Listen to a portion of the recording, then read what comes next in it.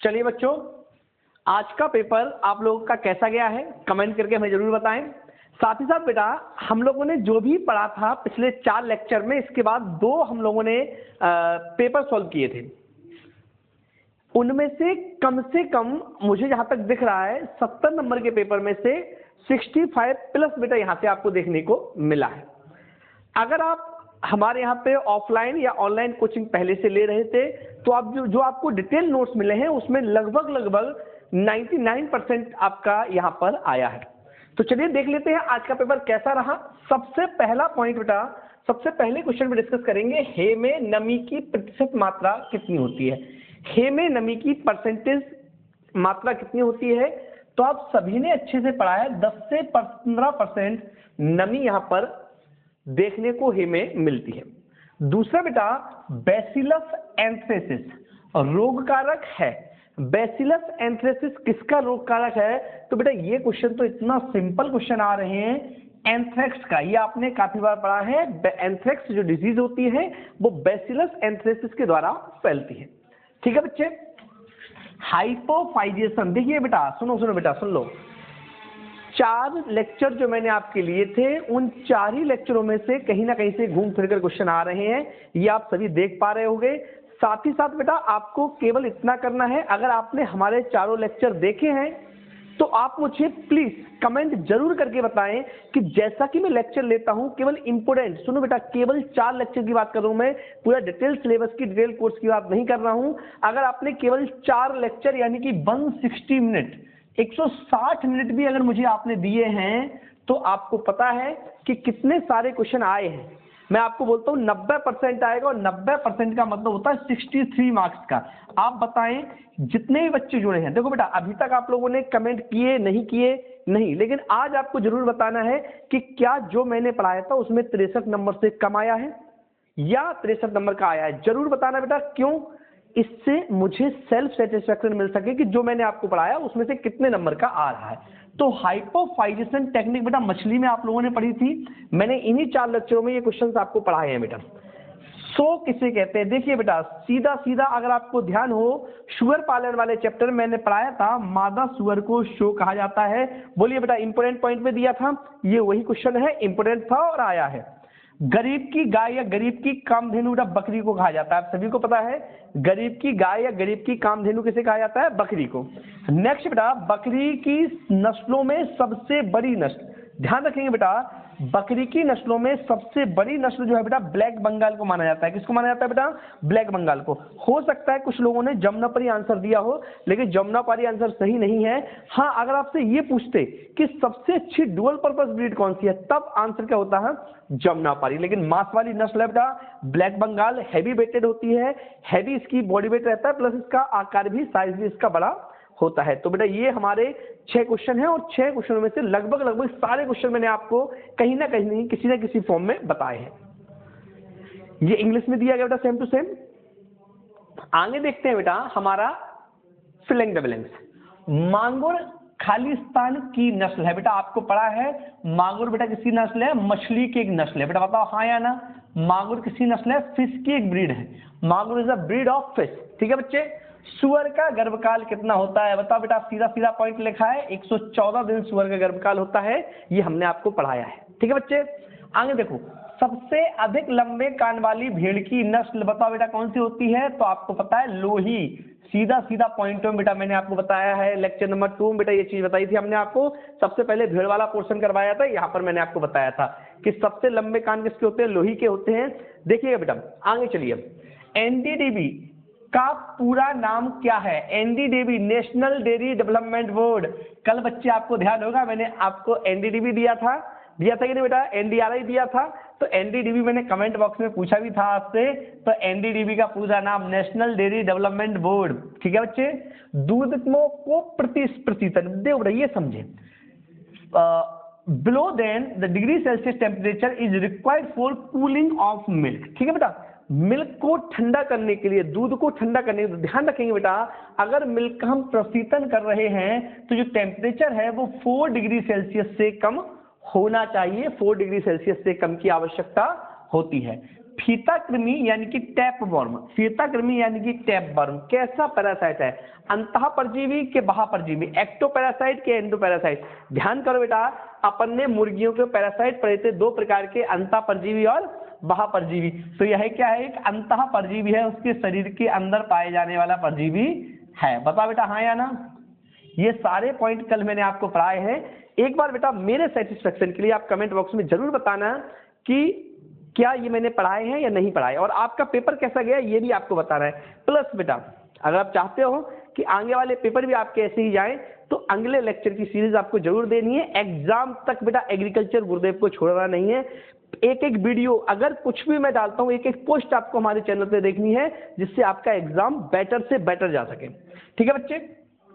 Whole milk powder में नमी की प्रतिशत मात्रा 0.3% से कम होती है। बेटा आपसे बोला है कि moisture percentage whole milk powder is less than 3%। तो बेटा इसका आंसर बिल्कुल सही होगा। अगर हम बात करें पूर्ण दूध में तो 3% से कम नमी बेटा यहाँ पर देखने को मिलती है, और 97% जो है बेटा यहाँ पर सॉलिड देखने को मिलता है। ठीक है बच्चे? राष्ट्रीय सहकारिता विकास निगम तो बेटा क्या है? National cooperative development. National cooperative development बेटा ये शुरू हुआ था 1963 से लेकर 1964 में। तो यहाँ पर बेटा कितना दिया है? 60 दिया है। इसका मतलब क्या है? ये गलत है। ये क्या है बेटा? फॉल्स है। इंक्यूबेटर का तापमान 100 डिग्री सेल्सियस होता है बेटा। इसका सही आंसर होना था बच्चे 100 डिग्री फ़ारेनहाइट, लेकिन चूंकि उनको आपका इसका आंसर गलत करवाना था इसलिए उन्होंने सेल्सियस दिया, और ये होता है फॉल्स। 100 डिग्री सेल्सियस बेटा पानी का बॉइलिंग पॉइंट होता है, मतलब पानी उबलने लगता है 100 डिग्री सेल्सियस पर। तो सोचिएगा बेटा अंडा जब होगा तो अंडा भी क्या होने लगेगा? उबलने लगेगा। 100 मुर्गियों के लिए जालीदार घर 3x2x1 मीटर आकार का आवश्यक होता है। ध्यान रखें बेटा, आपको ध्यान देना है कि प्रति मुर्गी जालीदार घर की रिक्वायरमेंट, सुनो बेटा, 60 मुर्गियों को अगर हम पिंजरा पद्धति में पाल रहे हैं तो लगभग 60 वर्ग फीट स्थान की आवश्यकता होती है। तो ये मीटर में दिया गया है। अगर इस मीटर को हम वर्ग फीट में कन्वर्ट करेंगे तो लगभग 66 वर्ग फीट आएगा, जो कि एक सही आंसर होगा। तो 100 मुर्गियों के लिए 3x2 मीटर आकार के घर की आवश्यकता होती है। एक बेटा इसकी हाइट है, तो हाइट अगर 1 हो 1.5 हो उससे कोई अंतर होने वाला नहीं है। ठीक है बच्चे? गहरी बिछाली पद्धति मुर्गियों से संबंधित बिल्कुल है बेटा। Deep litre system is related with poultry farming, आपको पढ़ाया है कल। हड्डी का चूरा कैल्शियम का अच्छा सोर्स है बेटा, बिल्कुल हड्डी के चूरे में कैल्शियम और फास्फोरस उचित मात्रा में, अच्छी मात्रा में पाए जाते हैं। तो ये सारे के सारे क्वेश्चन आपको समझ में आ गए होंगे। आगे देखिएगा बच्चे, मैचिंग करते हैं। गलघोंटू यानी कि हीमोरेजिक सेप्टिसीमिया। तो बता बेटा गलघोंटू जो होता है वो किसके कारण होता है? आपको अच्छे से पता है बेटा। ठीक है बेटा? दूसरा बेटा लंगड़ी, बता बेटा लंगड़ी किसके द्वारा होता है? लंगड़ी किसके द्वारा होता है बेटा? तो क्लास्ट्रीडियम सोवियाई के द्वारा बेटा क्या होता है? लंगड़ी होता है। ठीक है बेटा? गलघोंटू पास्चुरेला बॉबीसेप्टिका या पास्चुरेला बोबेलीसेप्टिका। ग्रोवर बेटा क्या है? एक मुर्गी बेटा आपने पढ़ा है, ग्रोवर, लेयर, ग्रोवर, है ना। साल्मोनेला फ्लोरम, साल्मोनेला से बेटा फ्लोरम, साल्मोनेला जीवाणु से क्या होता है? फ्लोरम होता है। एपिपॉक्स वायरस बेटा ये पॉलपॉक्स का वायरस है, पॉलपॉक्स का कारण है। आप कहेंगे सर आपने तो पॉलपॉक्स का कारण फिल्टर पासिंग वायरस बताया था। फिल्टर पासिंग वायरस, अब बेटा फिल्टर पासिंग वायरस जो होता है बेटा वो एक वायरस के प्रकार होते हैं, मतलब ऐसे वायरस जो फिल्टर पेपर को भी क्रॉस कर जाते हैं उनको फिल्टर पासिंग वायरस कहा जाता है। तो यहाँ पर बेटा एपिपॉक्स वायरस जो है ये फिल्टर पासिंग वायरस है, यानी कि पॉलपॉक्स का एक कारण है। ठीक है बच्चे? क्लियर है बेटा? आगे देखिए बेटा, सॉइलिंग की परिभाषा बेटा सीधी सी मैंने आपको कई बार बताया है, हरे चारे को काट कर हरी अवस्था में ही पशुओं को खिला देना बेटा सॉइलिंग कहलाता है। जिन बच्चों ने मेरे डिटेल नोट्स ले रखे हैं उनके पास ये चीज अच्छे से मिल गई होगी, अच्छे से उन्होंने पढ़ी होगी इस बात को। ठीक है बेटा? पैर की डुबकी में उपयोगी एक रसायन का नाम क्या है? पैर की डुबकी में उपयोग होने वाले एक केमिकल का नाम बेटा आपको पता बेटा?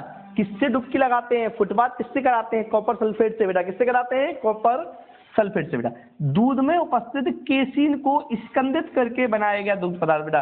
दूध के केसीन का अगर स्कंदन करेंगे बेटा तो क्या बनेगा? पनीर बनेगा। क्या बनेगा बच्चे? पनीर बनेगा। क्या बनेगा बच्चे? पनीर।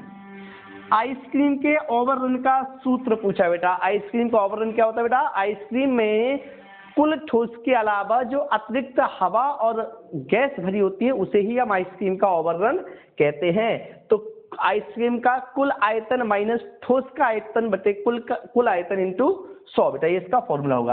रानीखेत बीमारी का अन्य नाम बेटा, सीधा सीधा अन्य नाम आपको पता है। रानीखेत को बेटा हम इंग्लैंड में या जो फॉरेनर कंट्री हैं उन देशों में बेटा न्यू कैसल्स नामक स्थान से भी जानते हैं, न्यू कैसल्स नामक नाम से भी जानते हैं। ये आपको बहुत अच्छे से पता है। ठीक है बच्चे, अब आ जाओ बेटा, प्रश्न ओटी हमारी हो गई। अब हम प्रश्नों पे चलते हैं। उत्तम साइलेज के कोई दो गुण बताओ बेटा। पढ़ाया मैंने आपको, बोलो यश।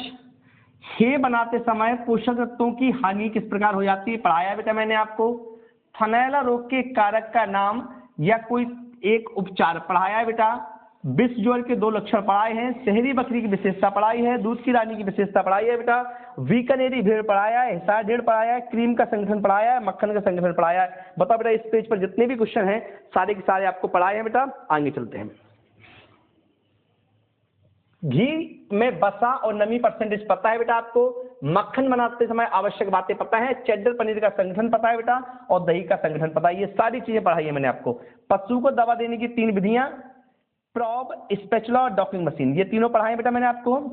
पशु का स्वस्थ अच्छा नहीं होने के 3 कारण, मतलब बीमार पशु या पशु के बीमार होने के कारण क्या है, ये वही क्वेश्चन है बेटा।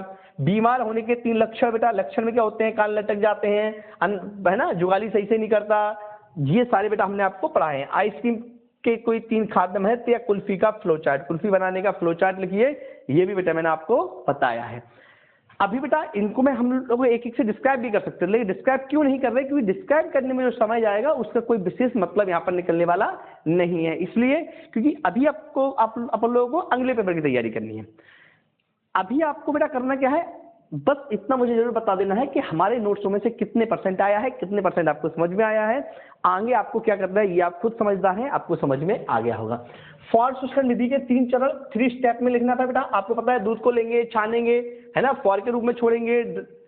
संगठित दूध बनाने के कोई 3 स्टेप, आदर्श राशन के कोई 4 गुण, आहार नियत करने के 4 सिद्धांत, पशुओं की जांच की ऑब्जेक्ट, पशु चयन कर्ता के गुण, अंडा उत्पादन को प्रभावित करने वाले कारक, इंक्यूबेटर के लाभ, चिरकालिक शोषण, रानीखेत, सारे के सारे क्वेश्चन बेटा वो हैं जो मैं आपको पढ़ा चुका हूं। ठीक है बच्चे, तो एक बार बेटा मुझे फिर फाइनली कहूंगा, अगर आपको अच्छा लगा है तो आप बताएं हमें कि आगे वाले सिलेबस के आपको वीडियो बनाने हैं या नहीं बनाने। तो 4 वीडियो बेटा हम लोग किस तरीके से करने वाले हैं। पहला वीडियो रहेगा फिजिक्स का।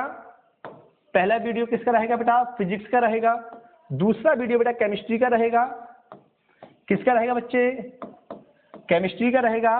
तीसरा वीडियो यहाँ पर बेटा बायोलॉजी का होने वाला है, बायोलॉजी का होने वाला है। और चौथा वीडियो बच्चे हमारे यहाँ पे किसका होने वाला है? मैथ का होने वाला है। तो आप तैयार रहें, हम लोग पूरी कोशिश करेंगे इस चारों वीडियो में आपका कंप्लीट कर पाएं। और अगर इन 4 वीडियो में कंप्लीट नहीं करते तो आपको क्या करवाने वाला हूं, तो मैं आपको 2023 का पेपर, अगर इस तरीके से नहीं होता है तो 2023 का पेपर, 2022 का पेपर, इसका बेटा 2021 का पेपर, इसके बाद बेटा 4 मॉडल पेपर, 4 मॉडल पेपर, ये बेटा हम आपको 4 मॉडल पेपर है ये बेटा करवा सकते हैं। तो या तो मैं आपको ये पैटर्न रखूंगा या ये पैटर्न रखूंगा, जो भी पैटर्न होता है कल से आपको वीडियो मिल जाएगा। तो कल से मिलेंगे नई वीडियो के साथ में, तब तक के लिए टेक केयर, बाय बाय।